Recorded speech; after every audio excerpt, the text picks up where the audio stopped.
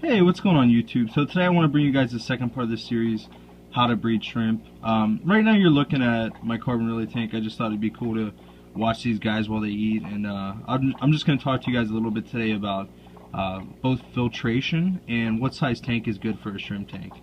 And so first off, I'm going to start by saying, if you're going along your shrimp journey and you're just starting to get a shrimp tank, right now you understand water chemistry, you understand the very basics, you understand what tools you need.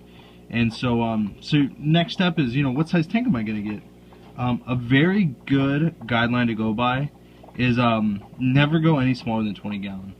And most people are going to say, what's wrong with a 6 gallon? What's wrong with a 10 gallon? Those things work. But then again, if you make one little mistake, it's going to be detrimental. And so if you have a 20 gallon, it gives you a little bit more room for error, and it just helps you as you slowly learn, the do's and don'ts with shrimp keeping. And so so I have two 20 gallons, and this carbon relay tank that you're looking at is actually a 20 gallon. This is the very smallest I would go, and it's just a very safe way about going. And I actually got two 40 gallon breeders that I'm gonna be using for shrimp, and that's a very good size. And so again, 20 gallons, definitely the smallest I would ever go with shrimp keeping. So the next thing, what kind of filtration is good? One thing that I always recommend is that you need two types of filtration. It's very, very smart to always have a backup. And so what I do is I use a sponge filter, just simply because it's the most cost-effective, beneficial thing. And it actually gives the shrimp something that, the little shrimplets, when they come out, they have somewhere to feed on, because it's going to have a lot of the microorganisms that they eat. So definitely a sponge filter, number one. Under gravel filters, they are definitely very, very, very good for shrimp keeping. And so if you're able, if you have the right rock size, the right substrate, under gravel filter and a sponge filter is by far a very effective way to go. You know what, my personal favorite is I like canister filter. I like doing, going over the top with filtration.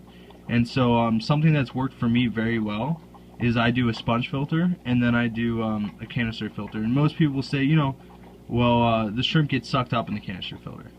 And that's true. You will have some get sucked up into it, and you can buy screens that protect it. But something that I found is very effective is I actually buy bulk sponge, and then I put that over the intake. And I'll actually show you guys that right now in my blue velvet tank. So if you come over here, I actually have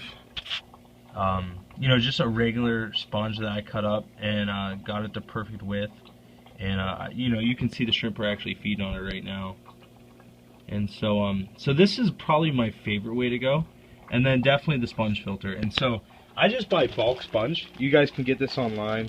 I think it's 2.5 inches thick, so it's pretty thick, and it comes in a huge piece. This is, I don't even know, this is probably like 20 bucks, so it's kind of expensive, but then again, it's really worth it. I take it out, clean it once a month, and then it kind of adds another sponge filter to your tank. And then, as you can see, I do the sponge filter as well. So I actually have the marine land for the 40 gallons, and then I have a sponge filter. So that just gives you guys a real good idea. And I would always do two types of filtration with shrimp. It's just a smart way to go about it, and it's a very safe way to do it. And so in my next video, I'm actually going to talk to you guys a little bit more about what kind of substrate should you get, and then we'll dive back more into water chemistry and understanding TDS and how to do water change, things like that. So anyway, guys, hope you enjoyed. And if you guys have any questions, feel free to leave them in the comments, and hopefully I can get to them in the next video.